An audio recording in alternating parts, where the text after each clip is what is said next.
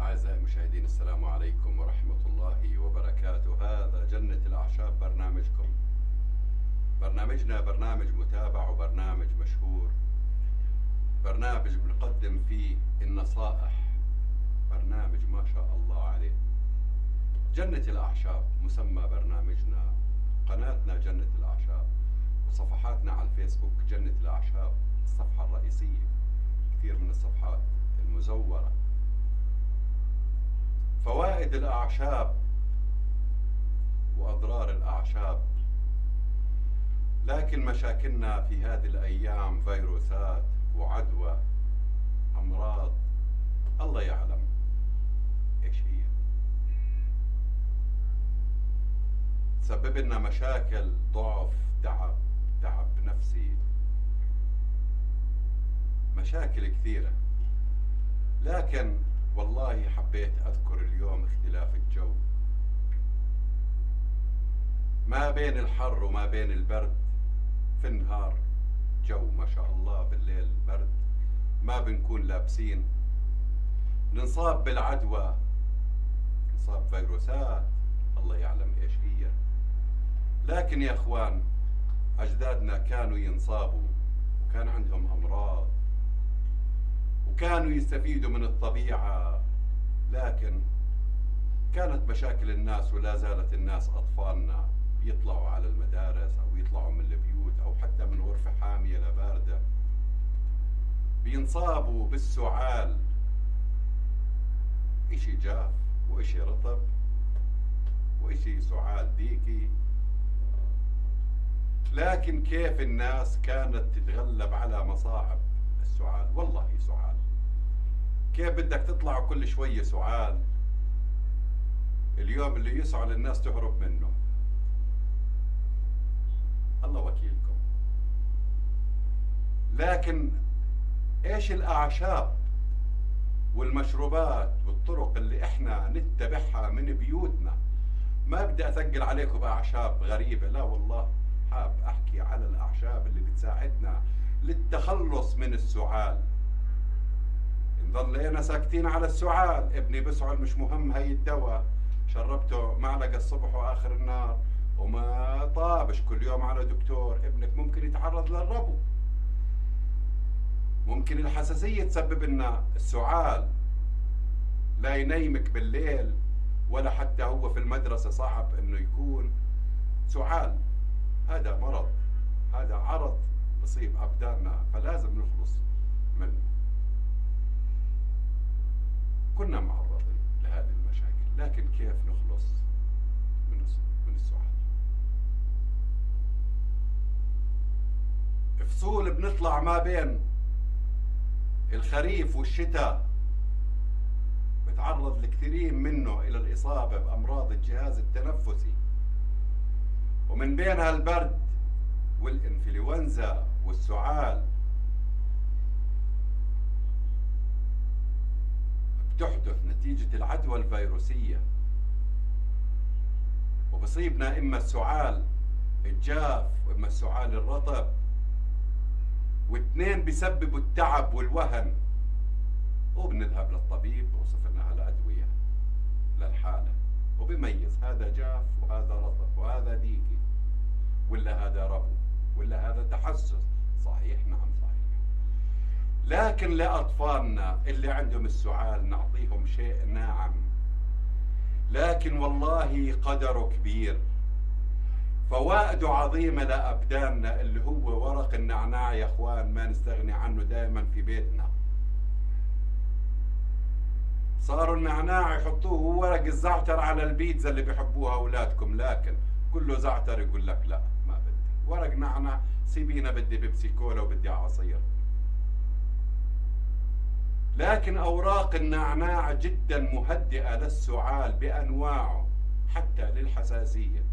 هذه وصفات أجدادنا، كان موجود النعناع مش عند اللي بيع الخضار، حتى يزرعوه حوالين البيوت، ولا زالت الناس، فكانوا يستفيدوا منه للتخلص من الغازات ومن القولون ومن السعال، ويحد من مشاكل السعال. ويضعوا الأوراق في ماء ساخن ويحطوا المنشفة على الرأس ويتبخروا فيه، يفتح الفم ويأخذ من الأنف أيضا.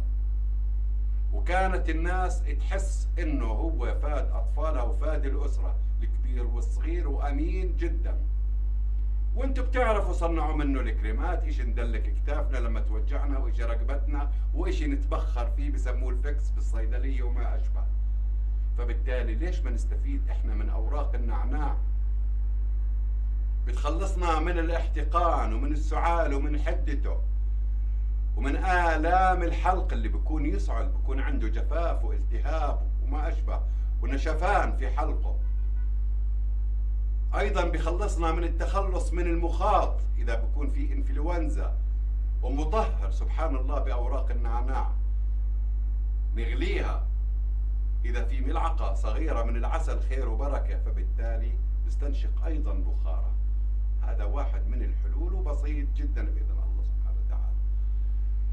أيضا ما ننسى دور ورق الزعتر، منقوع أوراق الزعتر. أهل القرى وأهاليكم، ناس كثيرين من الجيل هذا ما بيعرف ورق الزعتر ولا قيمته ولا خصائصه، ولا حتى للمناعة، وحتى للقصبات الهوائية، وحتى بيقاوم السعال وأمراض البرد وتغيير الجو، وحتى الحساسية والتحسس. بحل الكثير من مشاكل وأمراض الجهاز التنفسي. في من المركبات اللي بتساعدنا للتخلص من هذه الأمراض والالتهابات بإذن الله سبحانه وتعالى، خصوصا التهاب الحلق. يا ما بيننا أعشاب مفيدة للالتهابات، ولا المستشفيات فتحت على دوركم انتوا 40-50 سنة. قبل هيك ما كان لا مستشفى ولا سيارة إسعاف ولا لحقوا أبدا. والله كانوا يتناولوا مغلي أوراق الزعتر، وكانوا يستخدموا الزعتر للحفظ والتركيز والنسيان، وأطفالهم كانوا يحفظوا القرآن والشعر. إحنا مش حافظين إلا ماسكين لها الموبايلات 24 ساعة، مجننين أهالينا. صحيح، أولادكم وأنتوا. إذا بنتخلص من السعال وحدته بأنواعه بمنقوع الزعتر أو مغلي ونحليه بالعسل إذا كان عندنا عسل. والله أنا أخاطب أكثر الناس فقراء ما بإمكانه إنه يشتري عسل، لكن أنا أقول لكم حطوا سكر، والله المناعة بتضعف. لكن ما بالإيد حيلة، اللي ما بحب يشرب الشيء على طبيعته شو بدنا نعمل؟ إذا الزنجبيل مع العسل للقصبات الهوائية والتهابات الصدر بشكل عام، وحتى التهاب الحلق، وحتى بيقوي جهاز المناعة.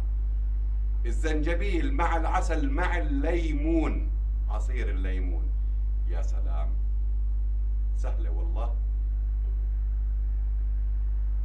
الزنجبيل من الأعشاب اللي بتحتوي على مضادات طبيعية للفيروسات يا أخوان. لما نحكي مضاد فيروس بصير يضحك علينا، لكن والله إنه مضاد للفيروس، ومنشط ومعرق ومدر للبول، وبدخل في علاجات السعال والتهابات الحلق والتهابات القصبات الهوائية. وشوفوا اللي يشربه يحس انه خرج البلغم، دافع للبلغم، وبيقلل من الالتهابات اللي موجودة. بتكون اختلاف الطقس، عارفين هذا الموسم بده زنجبيل، بده زعتر، بده يانسون للي عندهم شحطة وبحة بالصوت مع العسل. فبالتالي بنستفيد منه، إن كان مطحون مع العسل أو مبروش بأي طريقة. كانت الزنجبيل هو والله من الأعشاب، من قائمة الأعشاب الأولى للكثير من العلل والكثير من الأمراض، وبنستفيد من خصائصه بهذا الفصل. أنا بس أذكركم إنه عندنا نعم الله سبحانه وتعالى موجودة بين إيدينا يا أخوان. لا ترموا قشر الليمون، لا ترموا، كلوه، عقموا، طهروا فيه، تخلصوا من الروائح بالبيت فيه، لا ترموه على الزبالة. له فوائد جدا عظيمة. والله الليمونة لما يوزن لكم إياها بوزن لكم القشر مش المية اللي جوا لحالها. والله ما خلق أي شيء عبث. قشر الليمون في مادة زيتية، بس تاكلوا سمك يلا ما هيني نظفت إيدي فيه بس. لكن كيف لو نحطه مع المي ونشربه؟